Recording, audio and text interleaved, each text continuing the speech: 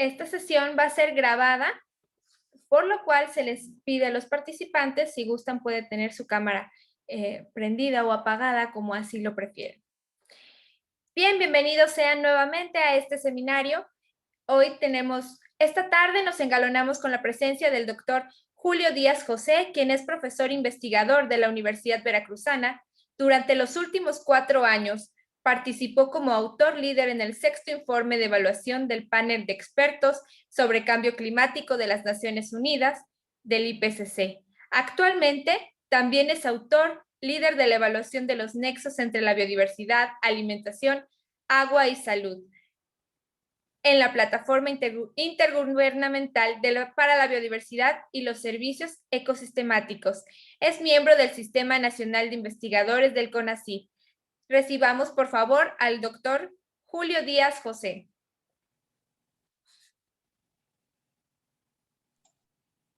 Hola, buenas tardes a todos. ¿Sí me escuchan? Sí, doctor. Muchas gracias. Bueno, primero que nada, quiero agradecer al Programa de Estudios del Cambio Climático de la Universidad Veracruzana por la invitación que me hace para compartir el día de hoy pues, los resultados del 6º informe de evaluación del IPCC y particularmente el informe relacionado con el grupo de trabajo 3, que está relacionado con los aspectos de mitigación del cambio climático. Me voy a permitir avanzar. Cualquier detalle, por favor, con toda la confianza me avisan y me detengo. Si no se escucha, si se pierde la comunicación, por favor, por este medio me lo pueden hacer saber. Porque siempre en línea hay inconvenientes a veces con la comunicación, con la conectividad, etcétera. Pero bueno, pues muchas gracias. Voy a iniciar con mi presentación. Ahí está. Muy bien. ¿Sí se alcanza a ver toda la pantalla, perdón? Sí, se ve toda la pantalla. Perfecto, muchas gracias. El día de hoy les voy a platicar rápidamente 3 mensajes que forman parte, bueno, de este informe, pero particularmente, bueno, la presentación la dividí en estos 3 apartados. El primero que tiene que ver con el IPCC, que es, y la elaboración del 6º informe de evaluación del IPCC. Voy a compartir algunos de los principales hallazgos del grupo de trabajo 3 relacionado con la mitigación del cambio climático. El informe pues es muy grande, entonces pues siempre es complicado resumir la información, pero bueno, dentro de los mensajes principales es que voy a estarme centrando el día de hoy. Y la otra es particularmente hablar de lo que son las soluciones desde el lado de la demanda y servicios para la mitigación del cambio climático. Lo hago porque, bueno, yo participé directamente en el capítulo 5 de este informe que está relacionado con el tema de soluciones desde el lado de la demanda y aspectos sociales de la mitigación. Muy bien. Entonces, centrándome en el primer punto, el IPCC y la elaboración del 6º reporte de evaluación, mejor conocido como el AR6, pues el objetivo del IPCC pues, es el de evaluar de forma objetiva, abierta y transparente toda la información científica que existe, la información técnica y también socioeconómica más relevante para comprender las bases científicas en el caso del grupo de trabajo 1, lo que tiene que ver con el riesgo del cambio climático, sus impactos en relación con la adaptación, en el caso del grupo de trabajo 2, y todo lo que tiene que ver con las opciones de mitigación, en el caso del grupo de trabajo 3.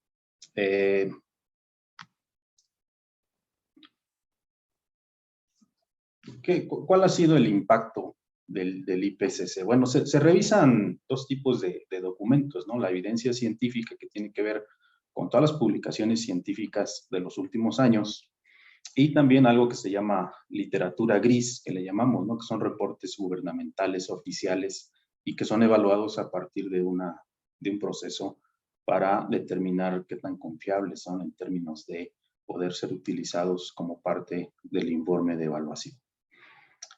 ¿Cuáles han sido los impactos del de los reportes del IPCC a lo largo de las últimas décadas. Por ejemplo, el primer reporte que salió en 1990 llevó a la creación de la Convención Marco para el Cambio Climático de las Naciones Unidas, ¿no? El segundo reporte de evaluación en el año 1995 fue un insumo importante para el protocolo de Kioto. El tercero, que se publicó en el año 2001, enfocó su atención en los impactos del cambio climático y las necesidades de adaptación. El cuarto informe, en el año 2007, fue un insumo importante, fíjense, para tomar decisiones en términos a limitar el calentamiento por debajo de los 2 grados centígrados. Y finalmente el informe 5, que antecedió a este informe 6, pues fue un insumo para el Acuerdo de París. Entonces, el impacto pues, que ha tenido el IPCC en términos del cambio climático ha sido bastante amplio y relevante. Y pues se espera que este informe, el sexto informe de evaluación, pues tenga un impacto similar o superior, que es lo que todos esperaríamos. El IPCC pues fue ganador del Premio Nobel de la Paz en el año 2007, junto con Al Gore, y pues por todos los esfuerzos realizados, ¿no?, para diseminar el conocimiento en relación con el cambio climático. ¿Cómo se elaboran los informes? Bueno, pues participamos varios investigadores, académicos, personas involucradas en el tema, que son los autores coordinadores, los autores líderes, los autores revisores, los autores contribuyentes y los científicos para cada capítulo, ¿no? Los coordinadores y los autores líderes, somos quienes desarrollamos los capítulos, y los revisores, para cada capítulo hay un revisor que se encarga de asegurarse de que todos los comentarios del proceso de revisión pues se toman en cuenta, es decir, todos los comentarios que llegan en las constantes revisiones del proceso de elaboración. Regularmente son 3 etapas, ¿no?, en las que nos llegan infinidad de comentarios tanto de los gobiernos como de otros expertos y que hay que atender, y entonces los revisores se encargan de vigilar y conducir ese proceso de revisión e ir haciendo algunos aportes también en ese sentido. Los coordinadores, los autores líderes y los editores revisores son seleccionados a través de una convocatoria, ¿no? Se hace una nominación por parte de los puntos focales de cada país, en este caso el punto focal para México, y quien propone a los potenciales autores es el Instituto Nacional de Ecología y Cambio Climático, y se seleccionan por parte de un panel, ¿no?, que hace todo el proceso de selección en términos de la distribución en género, región, y también considera obviamente la experiencia de los investigadores. También se invita en el capítulo después a participar a otros autores contribuyentes y también a jóvenes investigadores regularmente que apoyan en el proceso de elaboración y búsqueda de información, protocolos para o relacionados con el análisis de información u otros aspectos que se requieren al momento de ir construyendo los capítulos.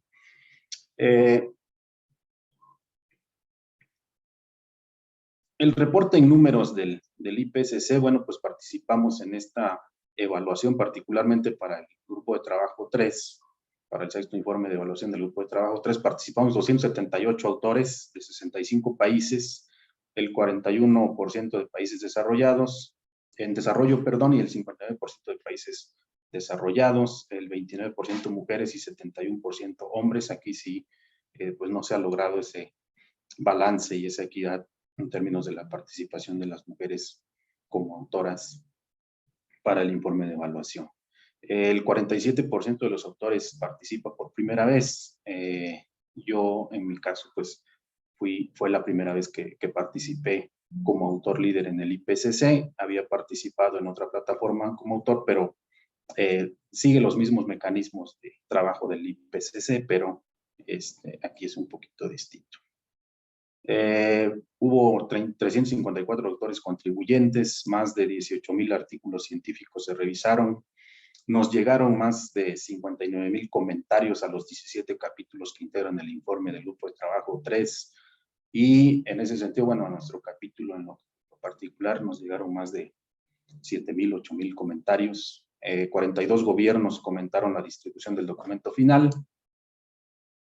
Y bueno, este informe del que voy a hablar el día de hoy, pues tiene un antecedente. El informe general, el sexto informe de evaluación, se compone de 3 informes, uno por cada uno de los grupos de trabajo. En este caso yo les voy a hablar del grupo de trabajo 3, que es el que pueden ver de la extrema derecha, ¿no? El primer grupo se encarga de las bases científicas del cambio climático, el segundo de lo que tiene que ver con impactos, adaptación y vulnerabilidad del cambio climático, y nosotros en el grupo 3 sobre mitigación.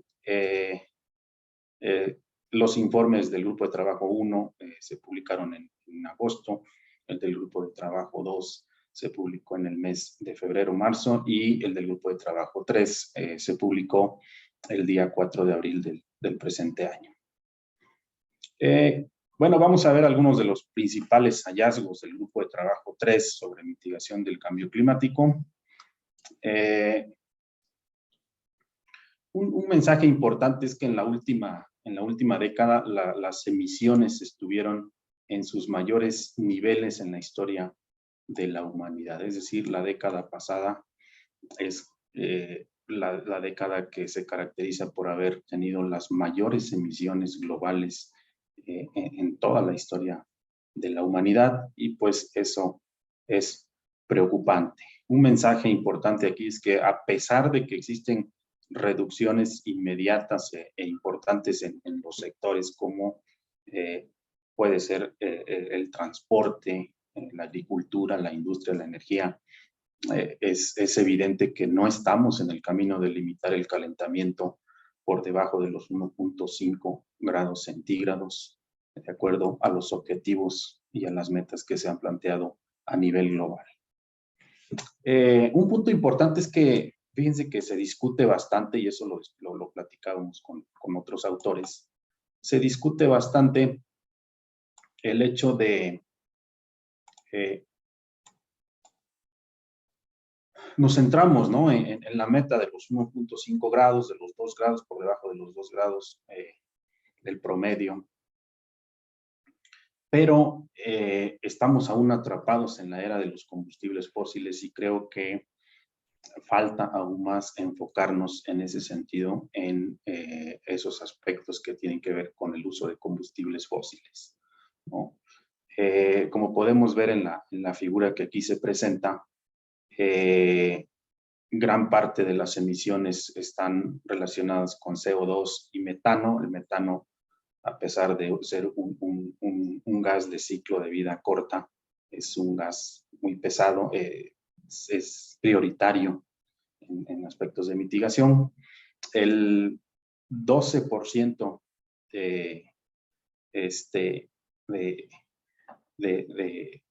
fue más alta las emisiones en comparación con el año 2010, ¿no? Es decir, tuvimos por arriba del año 2010 en 12% de las emisiones, y si nos comparamos con el año 1990, estuvimos en 54% por arriba, si hacemos esa comparación con ese año, ¿no? Entonces eso nos indica la gravedad en la que nos encontramos. Hubo un crecimiento, a pesar, aquí sí hay que mencionarlo, ¿no? Hubo un crecimiento en relación con las emisiones de gases de efecto invernadero más lento. ¿Por qué? Porque, por ejemplo, en el periodo 2000-2009, el crecimiento fue de 2.1% por año, y en el periodo 2010-2019 fue de 1.3 por año, ¿no? Hay una reducción en el crecimiento en el porcentaje de crecimiento, pero se sigue incrementando. Algo importante también aquí de mencionar es que las emisiones de CO2 durante la pandemia, ¿no?, retornaron a un punto normal, bajaron, ¿no? Hay escenarios, ¿no?, de disminución de 5.1%, 6% que hubo particularmente en la pandemia por COVID, y eso nos permite reflexionar, ¿no?, en cómo debería ser una reducción drástica de emisiones que implica en términos económicos, sociales y sobre todo ambientales, ¿no? Para la transformación que requerimos en general como sociedad, ¿no? Si podemos ver la figura que se presenta aquí, por ejemplo, a la izquierda, ha habido reducciones o estabilización de las emisiones solo en temporadas de crisis, ¿no? Si nosotros podemos echarle un ojo, por ejemplo, en 1973 con la crisis del petróleo, en 1991 con la caída de la Unión Soviética, en el 2008 con la crisis global, económica global, también disminuyó en 1%, y con la crisis por coronavirus que está marcada aquí en este cuadrito rojo, rectángulo rojo, vemos la disminución, pero si nosotros le echamos un ojo, por ejemplo, aquí más a detalle a esa disminución, vemos que disminuyó, por ejemplo, en el mes de abril y volvió a la normalidad después de octubre, ¿no? Entonces, eso indica que, bueno, pues solo un periodo o el periodo más importante de la pandemia, que fue donde todos nos encerramos en casa, pues es que hubo disminución en las emisiones. Y bueno, pues aquí por sector, aviación, industria, en la parte residencial, fue más estable, y donde hubo mayor reducción fue particularmente en el transporte o en el sector transporte, obviamente porque pues estuvimos encerrados. Otro mensaje importante de los resultados del informe es que desde el año 2010 se han presentado una serie de reducciones de hasta 85% en el costo de la energía solar, eólica y en las baterías como alternativa, ¿no?, para la reducción de emisiones. Y eso es bastante importante en términos de lo que representa la tecnología como alternativa para poder reducir las emisiones a un punto en el que nosotros, o al punto de los objetivos planteados. Por ejemplo, en términos hablando, ¿no?, de energía fotovoltaica, hay una disminución importante en los costos, y en la tasa de adopción de esas tecnologías se ha incrementado bastante. Otro aspecto importante, por ejemplo, hay una reducción también en relación con energía eólica terrestre y energía eólica marina. También hay importantes niveles de adopción. En las baterías, en almacenamiento de energía solar, etcétera. Todo ello ha impulsado y pues da esperanza de que hay alternativas. La tecnología está haciendo su parte en este sentido. Existen opciones también disponibles para reducir de forma inmediata las emisiones. Las contribuciones más importantes para reducir las emisiones provienen de la energía solar, de la energía eólica y mejoras en la eficiencia energética. Esta es una gráfica únicamente para referenciar, pero lo que puede decirnos esta gráfica en general es que la energía solar, eólica, las mejoras en la eficiencia energética y la reducción de la deforestación es un punto importante, así como las reducciones de metano es un punto importante para tomar en cuenta. Existen opciones disponibles en todos los sectores que pueden reducir las emisiones hasta en la mitad para el año 2030, que es lo que se requiere, ¿no? En el sector energético, en el sector del uso de la tierra y la agricultura, en la industria, en los edificios, en las ciudades, en el transporte, todos estos sectores hay opciones. Por ejemplo, en el sector transporte, me voy a centrar de manera muy general en algunos de ellos, no en todos, pero por ejemplo en el sector transporte, los vehículos eléctricos tienen el más alto potencial para el transporte terrestre, por ejemplo, con algunos puntos a considerar. Después les voy a mencionar por qué consideramos que hay que ser cuidadosos cuando hablamos de ello. Otro punto es el uso del hidrógeno y biocombustibles, por ejemplo, en el caso de los sectores donde es muy, o de los puntos donde es muy importante o muy complicada la descarbonización, por ejemplo, en embarcaciones o en aviación, ¿no? Y otro punto también importante en el sector transporte es la provisión de electricidad baja en carbono. O sea, si tú tienes un sector eléctrico, estás incrementando el uso de la electricidad, pero si estás produciendo electricidad a partir de combustibles fósiles, de carbón, etcétera, definitivamente pues de nada sirve, o muy poco sirve ello, muy poco aporta. En el sector de la agricultura y el uso de la tierra, pues representa el 22% de las emisiones globales, ¿no? No solo tiene el potencial de reducir, sino de remover y también almacenar CO2 a través de distintas prácticas y estrategias, sobre todo en la agricultura. Proteger y restaurar los ecosistemas es un punto importante que México lo ha venido haciendo bien, creo yo, pero todavía hay bastantes retos, ¿no? En general, a nivel mundial es un reto bastante fuerte por el cambio de uso de tierra, por la expansión de las ciudades, pero proteger y restaurar los ecosistemas es primordial. Los bosques, los pantanos, las selvas, implementar el manejo sustentable en la agricultura y también, por supuesto, en la ganadería. Otro sector de las ciudades y edificios, pues las zonas urbanas generan entre 67 y 72% del CO2 y del metano. Y a través de la producción y consumo de bienes y servicios, bueno, pues es que se da este fenómeno. Hay soluciones, ¿no? En el diseño y la construcción, se requieren soluciones innovadoras de mejorar la eficiencia energética, sobre todo en el sector de los edificios. Las ciudades también, hay que decirlo, se puede aprovechar lo compacto de las ciudades para mejorar la eficiencia de recursos y descarbonización. Y muchas de las ciudades, también hay que mencionarlo, se han adherido, ¿no?, a estos esfuerzos de cero emisiones para el 2050. Han planteado objetivos muchas de las ciudades del mundo, y eso también es un punto importante a considerar en estos esfuerzos. Un mensaje importante del informe es que limitar el calentamiento a 1.5 grados requiere que las emisiones de gases de efecto invernadero que tenemos en los niveles de 2019 sean reducidas a la mitad en el año 2030, es decir, nos quedan prácticamente pues 8 años para lograrlo, y eso urge.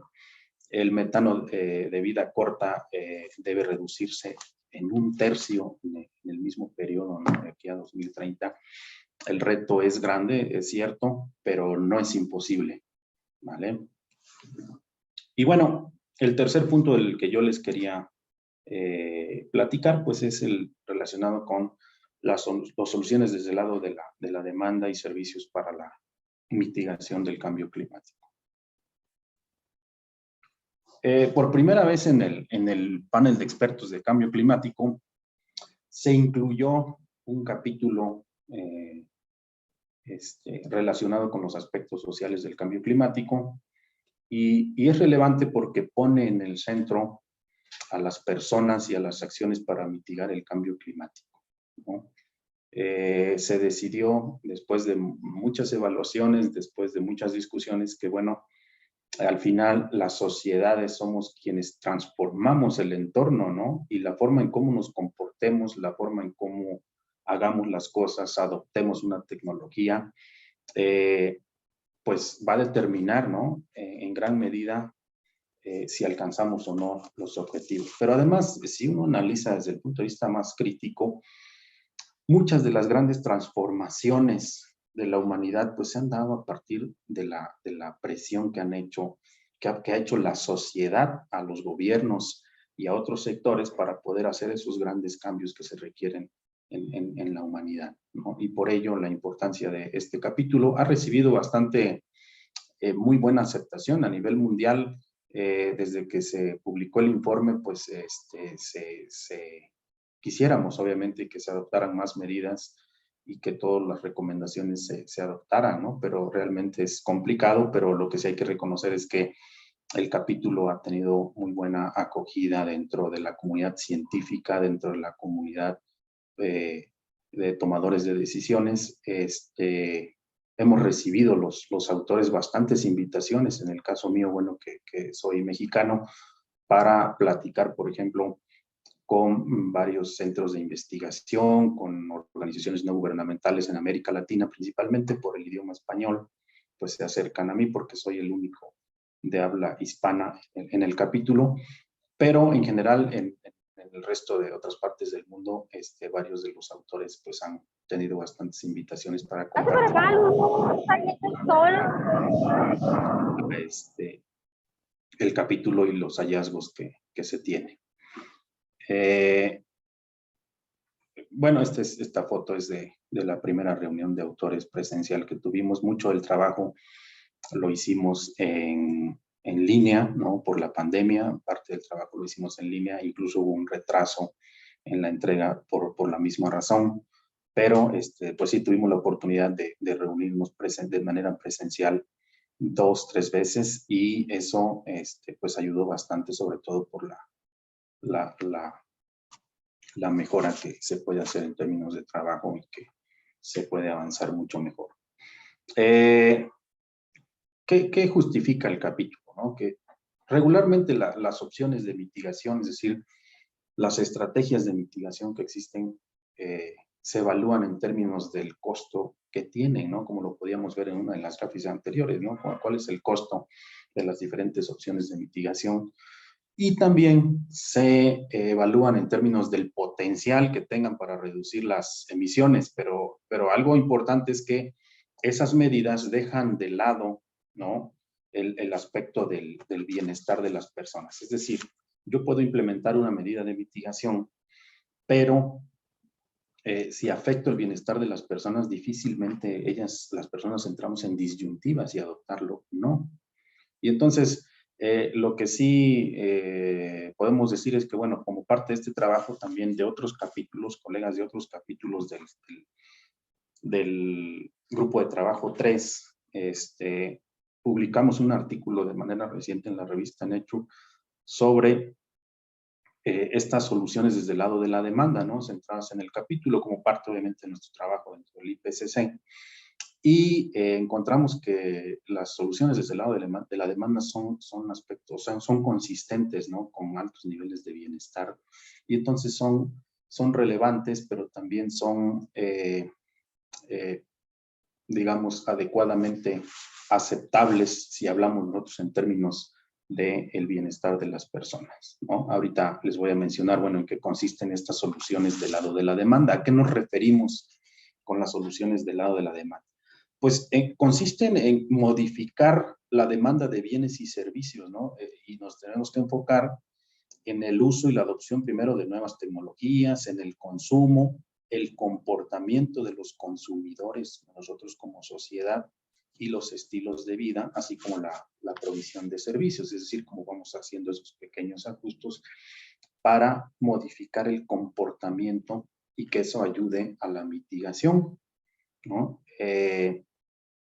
Dentro de los principales mensajes que tiene el informe, y esto, bueno, dentro de los mensajes prioritarios del informe, se logró meter este mensaje de la importancia que tienen las soluciones desde el lado de la demanda, y evaluando todo ello, pues tienen un potencial para reducir las emisiones y alcanzar los objetivos planteados entre un 40 y un 70% para el año 2050, de acuerdo a los escenarios planteados y los análisis que se pudieron realizar.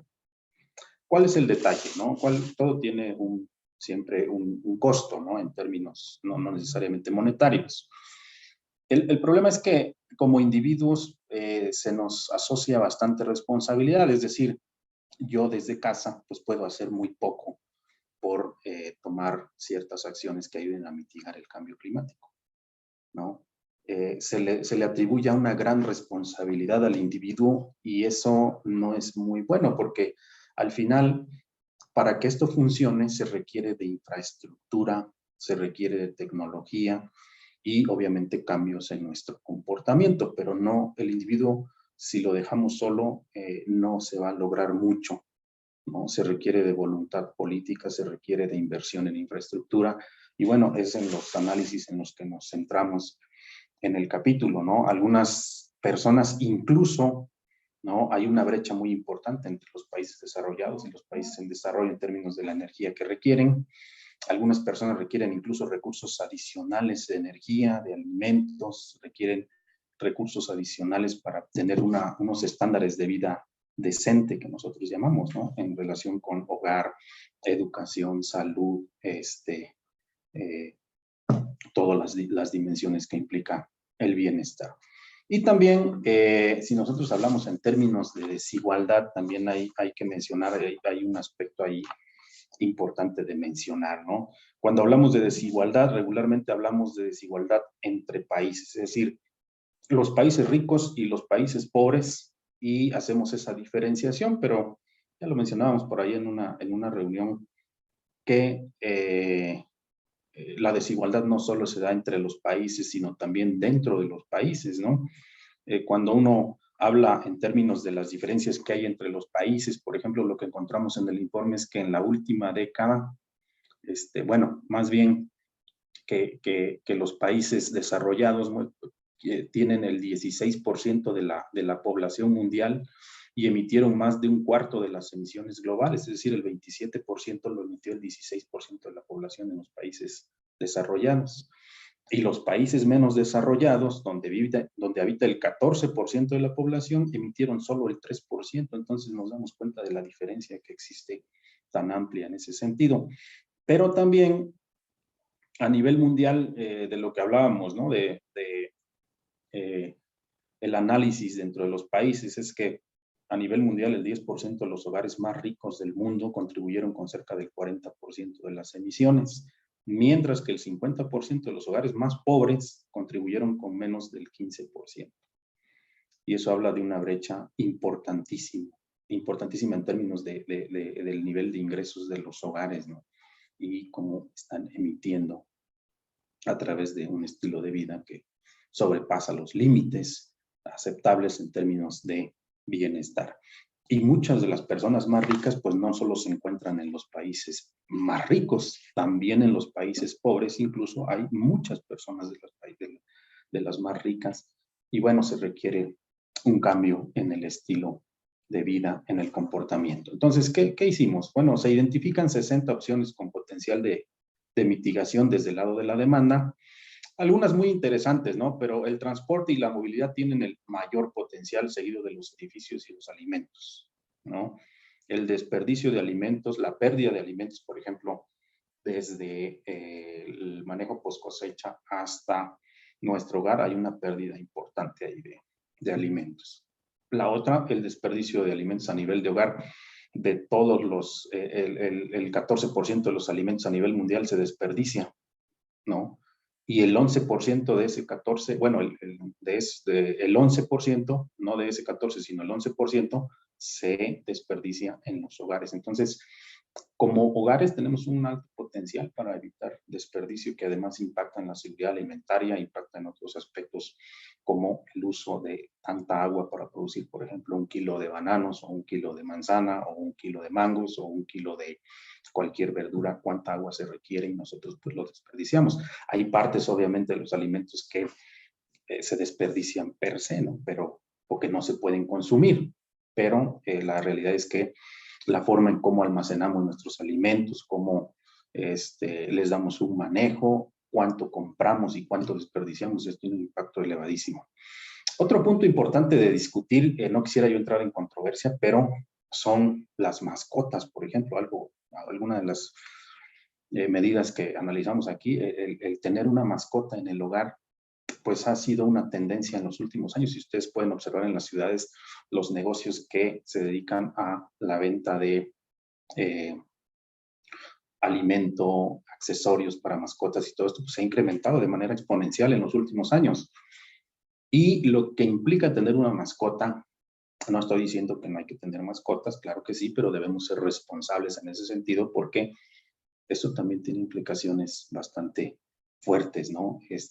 ¿Por qué? Porque pues necesitamos alimentarlas, ¿no? Las mascotas en las ciudades pues necesitan comer sus croquetas y para producir las croquetas pues pongámonos a pensar todo lo que implica, ¿no? Pero bueno, es cuestión de un análisis más profundo en ese sentido. Y el otro, bueno, el cambio de comportamiento, ¿no? Los vehículos, por ejemplo, eléctricos contra el transporte público. Los vehículos eléctricos, como mencionamos en unas diapositivas anteriores, son una alternativa importante, ¿no?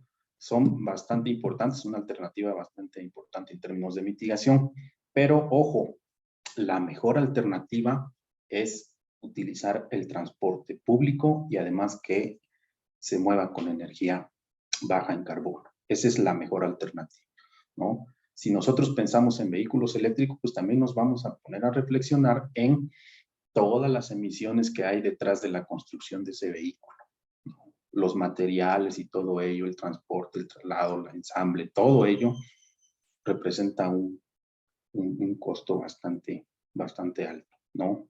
Se va a reducir el precio de los vehículos eléctricos en los próximos años de manera significativa, de eso no hay duda, pero sí debemos ser muy responsables, ¿no? Realmente el mayor potencial lo vamos a alcanzar adoptando modos de transporte más amigables, caminar más la bicicleta y más el transporte compartido.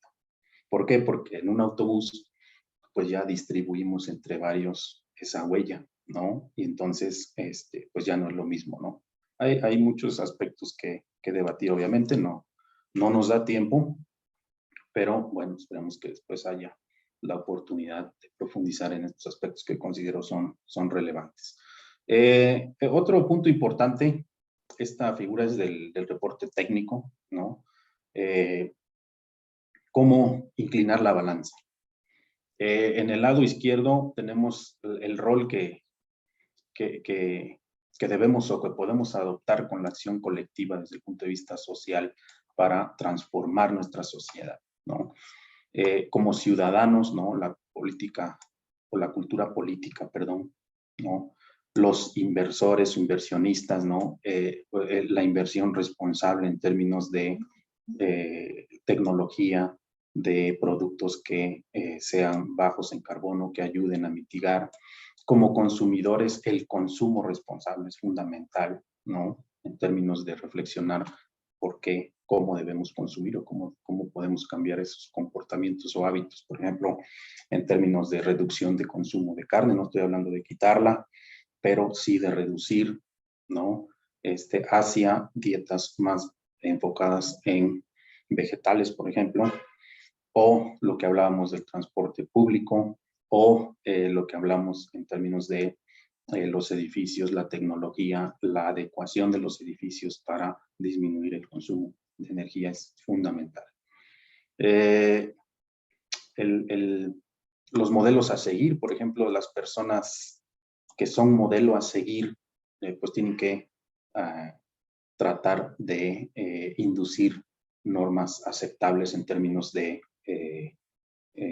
vidas que tienen o que estén relacionadas con un consumo responsable, por ejemplo, y como profesionales, ¿no? El rol, por ejemplo, de quienes estudian arquitectura, ¿no? Para la construcción de espacios que sean los adecuados y que sean del tamaño adecuado para proporcionar una vida digna a las familias. Es decir, ya no es, dicen las personas, ya no es nice tener una casa enorme, una residencia exageradamente enorme, porque eso representa, es un atentado contra los principios básicos de sustentabilidad, ¿no? Del lado derecho podemos ver, por ejemplo, el consumo del top 1%, ¿no? El 1% representa el 15% de emisiones de los de mayor ingreso, y el consumo de los que se encuentran hasta el fondo, el que son el 90%, representa el 48%, y el consumo del top 10, ¿no? El 10% de ingresos más altos representa el 37%. Entonces, fíjense, el 90% de las personas realmente emiten el 48%, mientras que el restante emite casi el 50% de las emisiones. Eso es habla de la desigualdad en términos del consumo y las emisiones de gases de efecto invernadero. Y bueno, también en el capítulo abordamos un marco que tiene que ver con evitar, cambiar y mejorar. Y bueno, que es importante tomar en cuenta. Regularmente nos centramos en mejorar a partir de la tecnología, pero todo lo que tiene que ver con evitar y cambiar es importante. Yo quisiera finalizar con que, bueno, la evidencia es clara y el momento de actuar también es ahora. Ese es uno de los mensajes más importantes de este informe. No hay tiempo que perder y si se pierde tiempo, eso representará un alto costo para la humanidad. Para acceder al reporte completo, bueno, aquí les dejo la liga. Ustedes también lo pueden hacer googleando muy fácilmente en internet. Entran a la página del IPCC, le ponen IPCC Working Group 3, ¿no? Así le ponen WG3, incluso IPCC WG3, y pueden acceder a todo el reporte. El reporte está compuesto por 17 capítulos, tiene resumen técnico y tiene resumen para tomadores de decisiones, que son, les recomiendo sobre todo el resumen para tomadores de decisiones, que es el que se aprueba línea por línea, letra por todos los gobiernos participantes. Y bueno, pues pueden acceder a las figuras y esto es de libre acceso. Muchas gracias por su atención. Pues siempre es un gusto compartir en estos foros esta información. Es a veces un poco densa y a veces los investigadores pues no tenemos las habilidades para transmitirlo de manera muy adecuada. A veces pensamos de manera muy compleja y creemos que lo hacemos bien, pero espero, bueno, se haya entendido en lo general y pues estamos para compartir. Si hay alguna pregunta, algún comentario, pues adelante. Eso sería todo de mi parte. Muchas gracias y un gusto participar el día de hoy.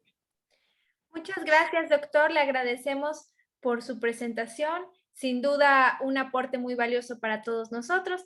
Y vamos a dar paso a la sección de preguntas y respuestas. Si alguien tiene alguna pregunta, este es momento de externarla. O si gustan hacerla llegar a través del chat y les damos lectura. Le damos la palabra a Carla Garcés. Gracias, buenas tardes a todos. Gracias, doctor Julio. Un placer estar aquí en su conferencia. Una pregunta, ¿alguna posibilidad de colaboración? Soy de la Facultad de Ciencias Biológicas y Agropecuarias, región Tuxpan. Yo principalmente me baso en los efectos de cambio climático y efectos de la pesca, pero sobre organismos marinos, en este caso tiburones y rayas y quimeras. Los tiburones y rayas tienen importancia comercial, la mayoría, y bueno, estamos evaluando las especies prioritarias que podrían verse afectadas por estresores de cambio climático y que a su vez, pues de alguna forma afectan pues a una sociedad importante, que en este caso son los pescadores. Pero también queremos involucrar la parte social, como usted bien lo decía, y ver cómo estos pescadores en ciertas zonas podrían verse afectados a futuro, con lo que tienen ahorita y tomando en consideración que probablemente habrá cambios importantes en la zona costera del estado de Veracruz, sobre todo. Entonces, mi pregunta clave es, ¿cómo podemos colaborar entre todos aquí? Bueno, hay muchas formas, creo yo, ¿no? Pero la mejor forma de colaborar es constantemente, bueno, uno es la participación en este tipo de foros y hacer evidente el problema que nosotros estamos analizando y estudiando, ¿no? Pero ahorita que menciona todo eso, se me viene a la mente algo interesante, ojalá haya oportunidad de comentarlo. Estamos iniciando un trabajo que es el Nexus Assessment en la plataforma del IPES, ¿no? En la plataforma intergubernamental, perdón, para la biodiversidad y los servicios ecosistémicos, ¿no? Es el IPCC, pero no del cambio climático, sino de biodiversidad, ¿no? Y en el Nexus Assessment nos invitaron, bueno, participamos también en la convocatoria del llamado y nos seleccionaron a un grupo de de autores del IPCC para trabajar precisamente en un capítulo en el que analizamos o abordamos biodiversidad y cambio climático, ¿no? Entonces, estamos iniciando el trabajo. De hecho, la primera reunión de autores es ahorita en mayo, y vamos a arrancar con este análisis, y precisamente a veces necesitamos de expertos como usted, ¿no? Que puedan contribuir. No entran como autores líderes porque ya pasó el proceso, pero sí como autores contribuyentes, y se les reconoce ahí en el nombre, ¿no? En el informe, en el reporte, se les reconoce su aporte, su participación. A veces nada más es un pedacito muy pequeño, unos 3, 4 párrafos que se le encargan al autor para escribirlos. Y bueno, pues ahí se me hace interesante porque precisamente nada más uno de los autores dentro del grupo es experto en aspectos marinos, ¿no? En pesca y todo eso. Entonces, tenemos una brecha ahí importante, y claro que siempre la ayuda, la participación es bienvenida, ¿no? La colaboración, a veces hacemos infinidad de cosas tan interesantes, y creo que pues estos son espacios para poder divulgarlo y que salga a la luz y que aporte, sobre todo. Sí, sí, y pues muchas gracias y excelente presentación y sobre todo gracias por compartir lo que usted hizo. Eso es muy importante. Gracias, Carla. Muchas gracias. ¿Alguien más tiene una pregunta? Bueno, aquí a través del chat nos hicieron llegar una pregunta. Se la voy a leer al doctor. ¿Qué acciones de mitigación considera que puedan aplicarse en la Universidad Veracruzana? Híjole, qué buena pregunta y qué interesante. Fíjese, hay muchos aspectos que podemos trabajar a nivel universitario. Algunas universidades en otras partes del mundo, platicando también con colegas, pues mencionan cómo han dentro de sus universidades trabajado estos aspectos, ¿no? Porque debemos poner el ejemplo como instituciones, ¿no? Y creo que la transición energética, la inversión en tecnologías que sobre todo sean bajas en carbono es un punto importante. La otra es adoptar formas más sustentables, ¿no? Va a sonar un poco exagerado, pero así se plantea que viene en el futuro, ¿no? Nos estamos yendo unos añitos adelante, pero sobre todo, no sé qué tan necesario sea trabajar 40 horas dentro de la universidad, ¿no?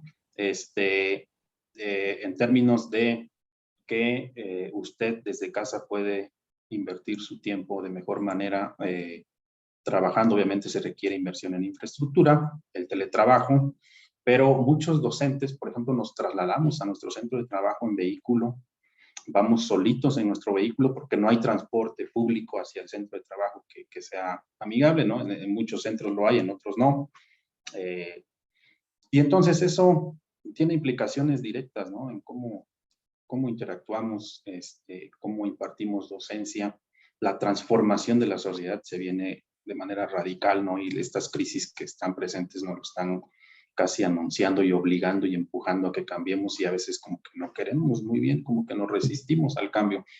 Pero ese es otro aspecto, yo creo, fundamental. La otra es, obviamente, el manejo de los residuos. La otra es el consumo de bienes, ¿no? Dentro de la universidad, el consumo de varios bienes y servicios, el cambio en el comportamiento en términos del ahorro de energía, y bueno, pues hay una serie ahí de elementos que se pueden trabajar sin ningún problema, creo yo, y que bueno, pues que sería interesante plantearlos. Claro que sí, muchas gracias, doctor. Tengo por aquí otra pregunta que también nos hicieron llegar a través del chat. Dice, ¿cuál es su opinión de la intención de este gobierno en desaparecer el INEC e IMTA? Bueno, que obviamente nosotros lo que hablamos en términos desde el IPCC, hay todo un protocolo, ¿no? Nosotros no podemos hacer una crítica desde el punto de vista político a ningún gobierno, ¿no? del mundo. Por eso yo soy de la Universidad Veracruzana, pero si pongo mi fondo del IPCC y la presentación del IPCC es porque firmo todo un protocolo de que cualquier mensaje que yo dé como autor en el sentido de hablar en representación del IPCC, ¿no? Tengo que seguir ciertos protocolos, ciertas normas, ¿no? Pero lo que podría decir es que los gobiernos tienen prioridades y a veces estas prioridades pues no son las más adecuadas, ¿no? En términos de lo que se requiere para mejorar la mitigación o alcanzar los objetivos que se plantean en los objetivos globales, ¿no? Los acuerdos que hay a nivel global, ¿no? Pero definitivamente los retos más grandes están en el sur, ¿no? En los países en desarrollo, que cada vez los recursos son más escasos. Y entonces, actualmente con el aspecto geopolítico, el cambio geopolítico que se está dando a nivel mundial, va a limitar de manera considerable los esfuerzos, y esa es una preocupación que está ahorita bastante en la mesa de discusiones, ¿no? De las repercusiones que todo esto tiene para los esfuerzos de alcanzar los objetivos de mitigación en general del cambio climático. Así es, muchas gracias, doctor. Tenemos por aquí otro comentario que hace Juan Carlos, que es una pregunta. Dice, en los próximos años los vehículos eléctricos serán más. ¿De dónde se podría generar la energía para no cargar las baterías de ion de litio? ¿No tendría mucho sentido usar derivados del petróleo para generar la energía y cargar los vehículos? Y tal vez las otras fuentes de generación eólica, solar, etcétera, no se den abasto para cumplir la demanda de carga. Sí, efectivamente, eso que menciona es importante, ¿no? La discusión se da efectivamente, por eso mencionábamos esto del lado de la demanda, ¿no? Los vehículos eléctricos hasta ahorita son la mejor alternativa en aspectos tecnológicos, ¿no? Y en términos de costos. Pero si nosotros hablamos en términos ya estrictos, pues la mejor alternativa es precisamente compartir el transporte o caminar más o transportarnos en otras vías que tengan cero emisiones, ¿vale?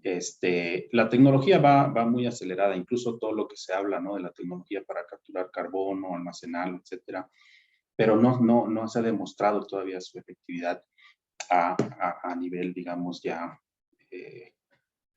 global y que sea efectivo en términos de costo, beneficio y otros aportes, pero es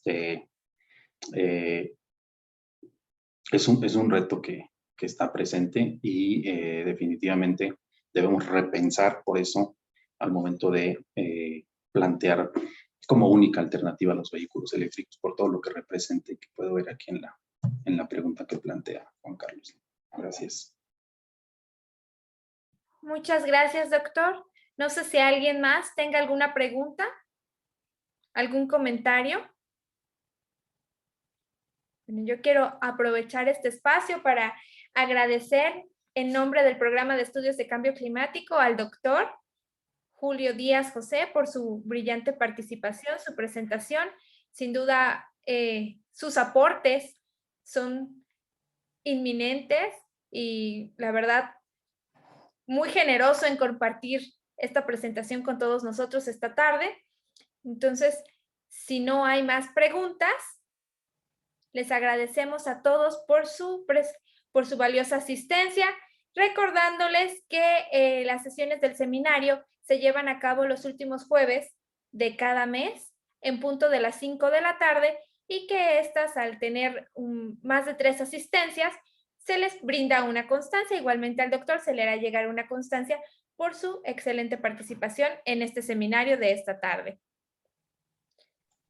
Muchas gracias al programa de estudios de cambio climático y con gusto compartir con ustedes algo de información. Al contrario, un honor tenerlo con nosotros esta tarde, doctor. Muchas gracias y muchas felicidades. Hasta luego, que pasen bonita tarde y un gusto verles. Hasta luego, buenas tardes.